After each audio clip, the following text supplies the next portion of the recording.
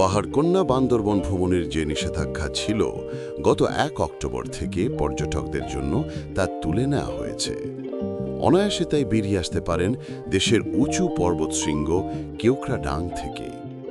আর এখন সেনাবাহিনী এমন সুন্দর রাস্তা করেছে যে অনায়াসে পাহাড়ে উঠে যেতে পারেন মোটর বাইকেই। মোটরসাইকেল নিয়ে যারা ঘুরতে পছন্দ করেন তারা এই সুযোগে পাহাড়ি অঞ্চলে বাইক নিয়ে ভ্রমণের শখ পূরণ করতে পারেন। মেঘ পাহাড়ের মিতালি আপনাকে একদিকে নিয়ে প্রকৃতির খুব কাছে, আর একটা অ্যাডভেঞ্চারের স্বাদ আপনার মাঝে এনে দেবে ভিন্ন ধারার আত্মবিশ্বাস। পাহাড়ির পথের প্রতি বাঁকে আপনি নিজেকে আবিষ্কার করবেন সাহসী বাইকার হিসেবে। একটা সময় পাহাড়ি আঁকাবাঁকা পথ ধরে কেওক্রাডাং পৌঁছাতে পায়ে হেঁটে যাওয়া ছাড়া অন্য কোনো উপায় ছিল না, কিন্তু এখন মোটরসাইকেল চালিয়ে বগা লেক থেকে মাত্র 15 থেকে 20 মিনিটেই পৌঁছানো যায় কেওক্রাডাংয়ে। সাধারণ রাস্তার চেয়ে পাহাড়ের এই আঁকাবাঁকা সড়কে বাইক চালানোর অভিজ্ঞতা পুরোপুরি ভিন্ন। উঁচু নিচু, আঁকাবাঁকা, কখনো খাড়া, আবার কখনো ধারালো বাঁক।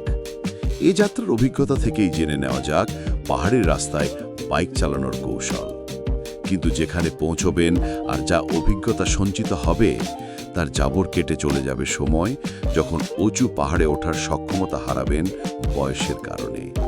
তাই এখনই ঘুরে আসুন বান্দরবনের কেওক্রাডাংয়ে। আর হ্যাঁ, অ্যাডভেঞ্চার চাইলে বন্ধুর সাথে সাথী হোক 2 চাকার মোটর বাইক। আপসরুদ্রজল সকালে শুরু হয় আমাদের যাত্রা। বান্দরবন সদর থেকে ওয়াই জাংশন পর্যন্ত রাস্তা কিছু অংশে ভাঙা।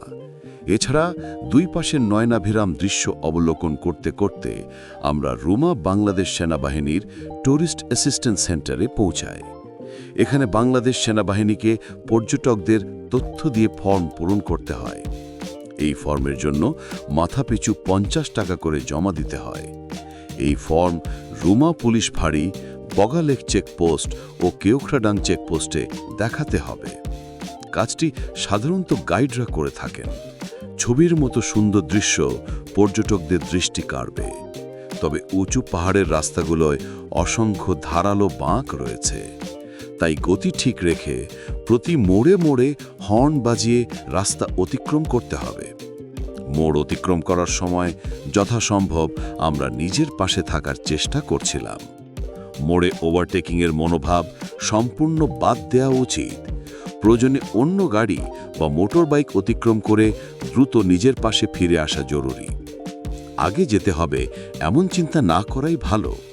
প্রতিযোগিতাপূর্ণ মনোভাবের চেয়ে নিরাপদে প্রাকৃতিক সৌন্দর্য উপভোগ করে ধীরে গন্তব্য পৌঁছালে বাইক চালানোয় নতুন মাত্রা যোগ হবে।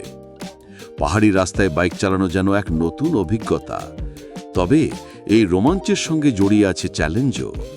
একটু ভুল কৌশলেই ঘটতে পারে বড় দুর্ঘটনা।